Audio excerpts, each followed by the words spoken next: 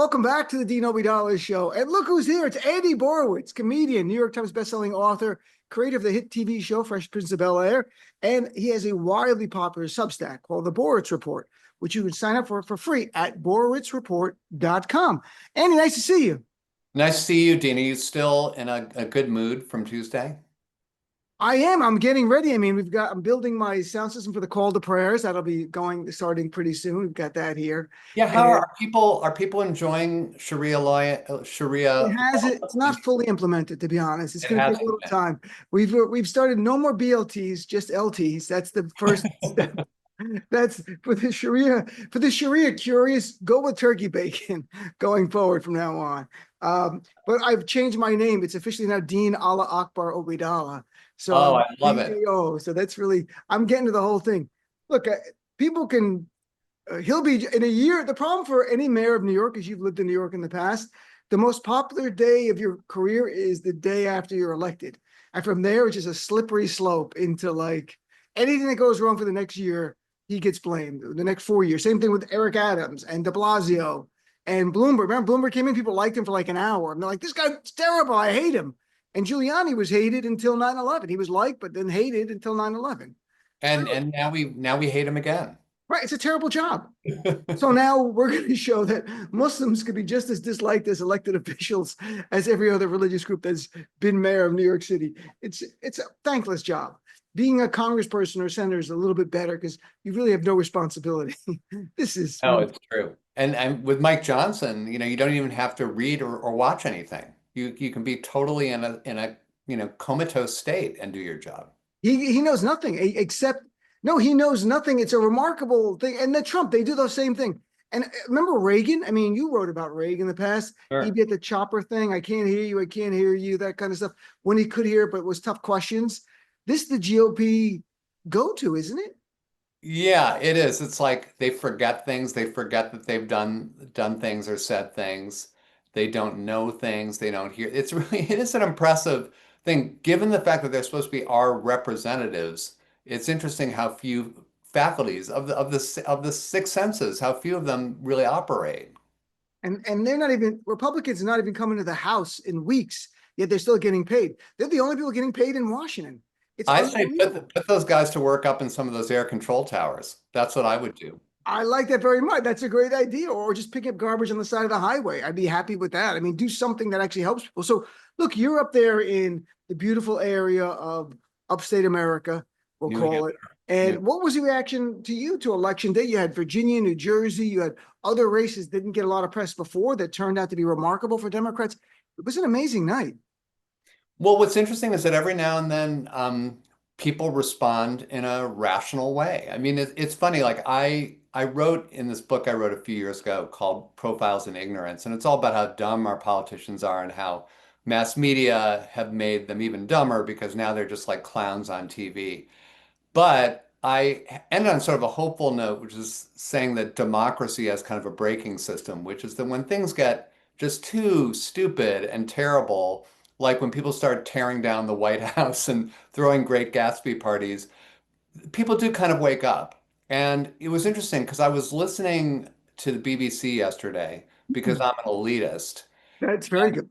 You probably And pay a subscription. Margaret Atwood was on. Now, Margaret Atwood is Canadian, Mhm. and but she's been given a lot of credit for being kind of like Nostradamus because of her groundbreaking work, which basically predicted the whole kind of weird Christian nationalist shit show that we're going through here now, The Handmaid's Tale.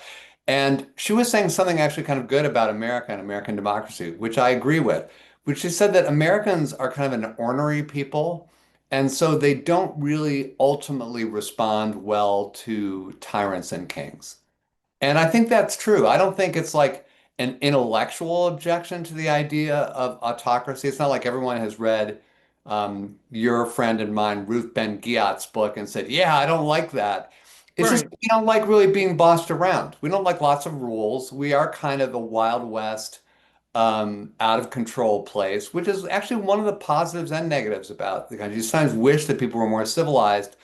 But when it comes to elections, it actually comes in handy that we're ornery, right? Because if we see really horrific stuff going on and lots of kind of high-handed, top-down government, we do tend to push back. And I think that's what No Kings is all about. And I think that's what Tuesday was all about. Tuesday was about a number of other things too, but I think the main message was, yeah, we do have a braking system. If it's too much of a shit show, eventually we say enough of this. That's the hope. I wonder how much of it is the concern about an aspiring tyrant and how much is that things are just too unaffordable. Well, they're both. Right. Because the thing is, I think the tyranny thing, it only comes to light because there seems to be such a disparity between the way he's living and the way everybody else is living. So the fact that he is like, what I think is sort of undercovered storyline in the Mamdani story is we're sort of reenacting Uganda right now because that's where he was born, right? Am I mistaken about that? Yes, I believe that's true. He was born in Uganda. And Trump, I think, is doing a great job of channeling Idi Amin of Uganda because he's got like the big palace. He keeps on giving himself more titles. Like, Idi Amin, when he would have like a spare moment, he'd give himself a new title like Prince of the Universe or something.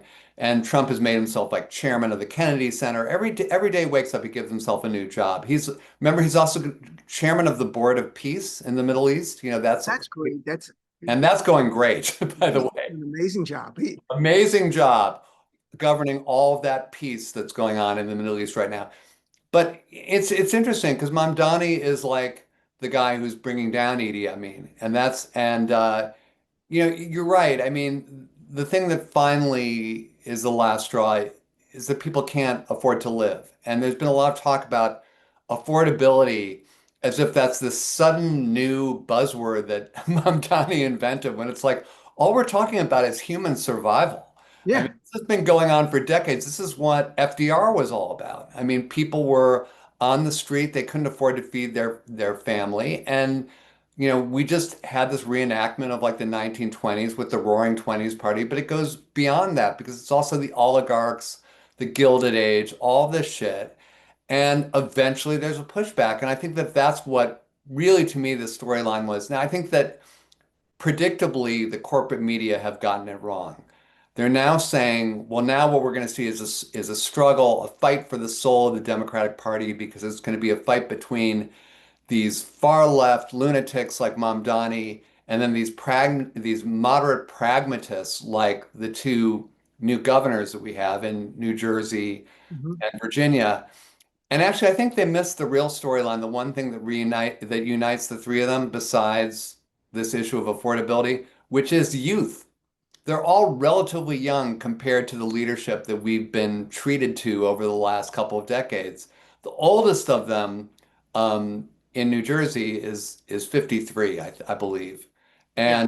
and Spamberger's 46 and Mamdani is 34. So it was a vote, I think, for a new generation. And this is very good news for Democrats because the younger generation of Democrats are very talented. And I hope that they're more in tune and care what the base says. You've seen a big disconnect between the base, the big Democratic leadership, and look at Mondani won 70% of New York voters under 45. That's off the charts. And that's the future of the party. That's the future of New York City, to be honest. It wasn't just 18 to 29. It was 44 and under. He won 70%. You look at that, you're like, oh, wow. And Chuck Schumer's like, I'm not even going to tell you who I voted for. I'm like, well, you'll be hanging out with Nancy Pelosi, I think, in the future. And, and who gives a shit what Chuck Schumer does? I mean, honestly, that is the most narcissistic comment in the world. I mean, the other thing is like I want to all those New York Times columnists who've been writing think pieces for the last year about the crisis among young men and how young men all are MAGA and they're all incels and they're all voting for Donald Trump and they all love Charlie Kirk. Did you see the numbers for young men voting for Mamdani? Destroyed for young men, for young people overall. I know he got like 75+%. So I imagine if young men, it was great too. What did you see? Well, I mean, I don't have the numbers. I was hoping Oh, no, it was off the chart. It was 75, no, that you would, 75% of 18 to 29-year-olds. So obviously, yeah. he lost some women and some men, but overwhelmingly he won young men. And that was a big part of his campaign. And young men and young women across the spectrum in terms of race, religion, background. It really was remarkable. It's a multi-racial, multi-diverse coalition that Democrats could see. I would love to see them build that nationally. He won white voters by 1 point. You know, a Democrat's not won white voters nationwide since 1964. He won black voters by 15 points. He won Hispanics by almost 10 points. Like, he really built a coalition that looks like New York City. I mean, And he's a really good candidate. yeah, He's very talented. And so, of course, the Democratic Party did everything they could to undermine him. And it didn't work out. But I mean, I've been saying for a while, not to give myself credit for being right, but I think that's exactly what I'm doing right now, which it's is that good. I think it's important. We should have a special segment each month. of Andy what I got Borowitz, right. Exactly. I think the era of people just like voting for their party has been over for a long time, and that was proven by Donald Trump. Donald Trump was not like this lifelong Republican, far from it. I mean, I think probably a lot of people would have associated him with the Democratic Party in terms of the donations he made and the people he invited to his various weddings, like the Clintons and stuff like that. I think Donald Trump in 2016 performed a hostile takeover of the Republican Party, and the Republican establishment in 2016 was like Jeb Bush, and he got his Yeah. ass kicked. So Mhm. what we're seeing now is the same kind of thing. I mean, you're seeing talented people emerging from the armed forces and the CIA, and in Mamdani's case, activism and state assembly, but they're not the party hacks. And all you need to win an election is a talented politician. You don't need a party. I mean, Bernie Sanders is not a lifelong Democrat. He's caucused with the Democrats and he's more recently identified as a Democrat. But if you had to make a list of who the most popular quote unquote Democrats are in the United States, Bernie Sanders would be right at the top of the list. Yeah. All the moaning and groaning about how the Democrats were toxic and they were having this, identity crisis and all the like Ezra Klein pieces and all this stuff. All it takes is like talent. That's the answer. It just takes talent. It's like when you say the Democrats, I want to say like what Democrats? If you're talking about a guy who's no good and who's lame and who doesn't capture anyone's imagination, yeah, I would say that guy's toxic. But if you're talking about a Mamdani or a Cheryl or a Spamberger, no. I mean, these are talented people and they won mainly carried by their talent, I would say. Yeah, that's a big part of it, is that who they are. I saw Zoran, first time I met him was probably about 2 years ago. And Oh, you're on a first name basis with him. well, I mean, we're not buddies, but I know him. And so he was at a Muslim Democratic event. I went to it. I was the comedic MC type of thing. And I had talked to him on the phone once before that because a mutual friend, he had some questions about the Middle East and things. And I had misled him, obviously. And then, so like 50 people in this thing. And he got up and spoke. And I'm like, oh my God, that guy's good. He was already in the assembly. I mean, like everyone, all these other, like the councilwoman who was Muslim American spoke, and they were all good. They were all young too. He just spoke to like 50 people. And I was like, this guy's amazing. I was like, it was like that. It's like watching a young star at a comedy show go on stage and you're like, where's this guy from? And then that's how good he was. Like I left there going like, oh my God, that guy's amazing. And I didn't expect he was going to ever be mayor of New York. I mean, then he said to me, like he was actually said, I'm thinking of running for mayor. I'm like, good luck with that, buddy. What are you, a child? Like you're like 30, like I'm like, yeah, great, good. Run for mayor. Great. And I did have him on the show in the primary, but then it got impossible to get him on because he became a celebrity.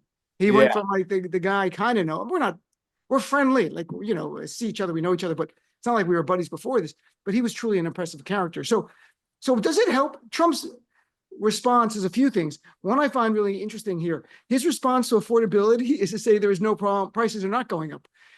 He was on Fox News last night with Bret Baier. Bret Baier read him a comment from a Trump supporter who's mad and going, my grocery prices are too high. Trump goes, no, they're not. They're gone down. He really said that. I'm not even kidding. And then today he posted, oh, look at turkey prices are down. Not Thanksgiving dinner at Walmart's down 25% from Sleepy Joe Biden. And then it got fact checked. It's true on the top line, but there's like 10 less items and there's not brand names anymore. It's all Walmart names. Turkey prices are up 25%. So his idea of dealing with high prices is tell people don't believe what you're seeing and what you're paying, which could work for certain things, but not what you're paying. Like, what you're paying and prices are up. Well, how do you think, does somebody go to him Or this is it. He just goes down this path and builds the Gilded Age bathrooms around the White House and doesn't give a crap about what people are going through. Well, he is like, he's like an inbred European monarch from like the 14th century. He says what he thinks what he says is true, or he just thinks people, must believe him because he has the divine right of kings. But what's interesting, and I know I've quoted this many times to you before, Dean, so forgive me, but as Sigmund Freud said, eventually reality insists upon itself. And That's a great quote. and And it by is the way, really, and it really, when it comes down to, again, this whole issue of affordability, and I think we're all getting sick of that term already, but all affordability is just the cost of living, survival, eating, these very basic human or even animal needs that we all have. And eventually we do succumb to reality. We can be as tribal as we want, and we can say, no, I only watch Fox News and, I don't watch MSNBC or whatever. We can do that as long as we've got food on the table. But if we're starving, it's interesting how all of that sort of goes by the boards, and you're less interested in the line of lies that Donald Trump has to offer. So I do think that one thing that is interesting about this election is that a lot of the strategy of sort of right-wing disinformation, but also scapegoating, anti-immigrant rhetoric, Islamophobic rhetoric, anti-trans rhetoric. All that seems to have been temporarily sidelined because it isn't working. It was working for a long time. It certainly worked in 2024. But now that things are so bad in terms of people actually eating, something that most of us are pretty partial to, all that stuff. Where's the talk about about trans bathrooms right now? I haven't been hearing much about that since the election. Have you? no, and that's interesting. But what else so Trump's approach to this is first they're saying, oh, it was only in blue states. And it's not true because Georgia, they flipped some seats there. You had in Pennsylvania Supreme Court retention vote. We covered it on the show yesterday. It didn't get a lot of press, Right. but it was an important election there. So that's denial. Then Trump is like, prices are really low, as opposed to being a good populist, which would be to come on and say, I hear what you're saying about it, and we're going to do this, this, and that. And the other thing that's really the most alarming is him coming out yesterday over and over, and even today, and the filibuster, we need to pass voting reform. And it's not voting reform. He wants to rig the elections because they know they can't win it. And that's when I had Ruth Ben-Ghiat on my show yesterday, we literally talked about this, that she said all tyrants and aspiring tyrants, that's where they go. They become more lawless when their power is threatened. So we can expect that between now and next year. Isn't that fun, huh, folks? The more Right. lawlessness going forward. And the question is, how do we counter that? I mean, her thing is be in the street more, be more active. But what do you think? Are you concerned that Trump's going to go even further into the world of tyranny and autocracy and try to prevent the election by any and all means? I mean, yeah, sure, he'll try. But the thing is, like, when people say, like, the Democrats have to wake up, we're awake. I Yeah. mean, we are awake.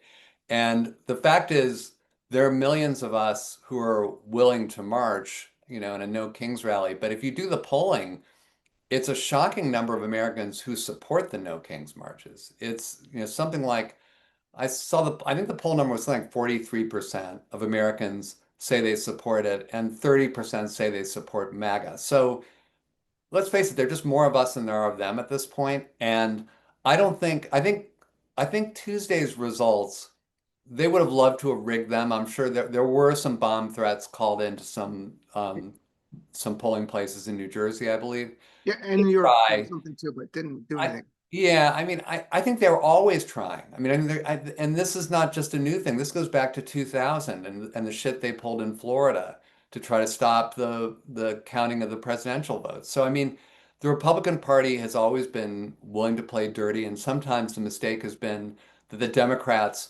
assume the Republicans eventually are going to be law-abiding citizens. We don't make that assumption anymore. I mean, that's the great thing about Trump's kleptocracy and his crime syndicate that he's operating out of the White House is our eyes are wide open now. So, I mean, I'm not a lawyer. I know you are, Dean, but I think there are a lot of lawyers working on this. I think there are a lot of activists working on this, and I think there are just a lot of citizens.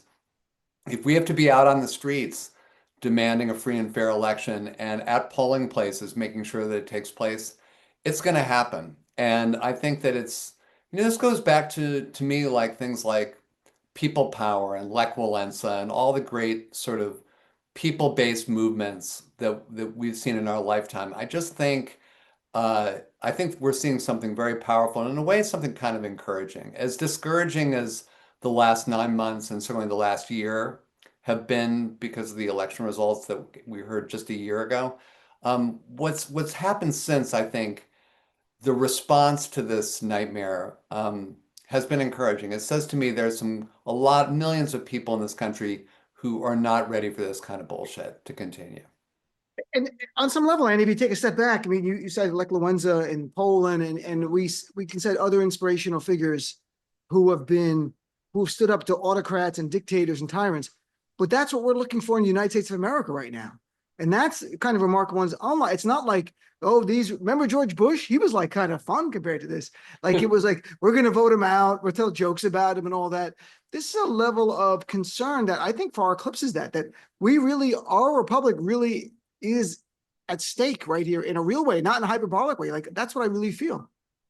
No, I think that's true. And I think, it was probably just a matter of time. I mean, it's happened pretty much everywhere at some point or another. I mean, but I do think to get back to the Margaret Atwood theory Mhm. of the United States, I think there are some countries and some cultures that are more friendly to autocracy than others. Russia, for example, Russia has never really been that interested in democracy. As much as we would like to think that Russians are crazy to have our kind of system. I mean, they've had elections a few times. They had a brief moment of sort of pseudo-democracy under Yeltsin, and they had some in the early part of the 20th century, excuse me. But in the end, they've always sort of gone back to the strongman. I mean, that's sort of what they know, whether it's the czars or Putin or whoever, Stalin. Here it really is different. I think culturally it's different. I think that even if you look at, say, the response to the lockdowns and COVID, people didn't like that, even though a lot of them were probably saving their lives. They didn't like, a lot of people don't like vaccine mandates because it's like the government telling you to do something. So there are moments in our culture, I think, where we sort of want the strong man and we think, okay, it's a good thing. But I think our natural inclination is to be ornery, as Margaret Atwood said. It's my favorite new theory of America because I think it does hold. And I think it is, I'm not minimizing the struggle, but I think I'm confident we'll win. Honor is a good way of putting it. And I've said many times on this show that it's in our DNA as Americans, from if you go to school and grow up here, to rebel against the king. That's Yeah. the origin story. If we were a superhero America, our origin story is beginning the rebellion against the most powerful military in the world at the time, Great Britain, and saying, no, we're not going to take any more.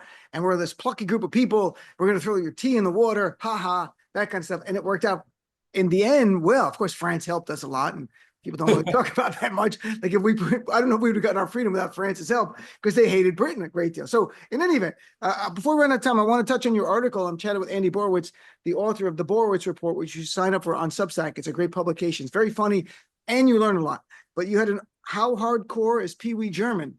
And tell people about Pee Wee German in case they don't know who it is, and why did you cite this hardcoreness? Well, Pee Wee German is a popular internet name for Stephen Miller. I did not make it up, but I worship whoever did. I don't know who Very good. originated that term, but it's my go-to. It's like I love the fact that we now refer to Trump as Meta Mussolini. I think that's another great name. But Miller was talking to the Memphis police last month, and he was doing this kind of saber-rattling speech, and he said, "These protesters think they're hardcore, and no one's more hardcore than us." And we'll show them hardcore. And he was being all macho and everything. So I wanted to drill down a little bit and see just how macho and hardcore Stephen Miller really was. And the fact is, he is the biggest coward, even more so, I think, than his boss. There's an incident where during the first Trump term, he was heckled at a Mexican restaurant. He ran away. That was his response to a fight. And more recently, some peaceful protesters wrote some peaceful anti-fascism, I guess that's Antifa really, but it's anti-fascism statements on the sidewalk in front of his fancy house in suburban Washington, Arlington, Virginia. And do you Mhm. know what his response to that was? He's moving. Yeah, He's selling exactly. his house. So it's just a good reminder that these people are trying to scare the shit out of us nonstop, and no one, bar no one, is more cowardly than Stephen Miller and his cronies.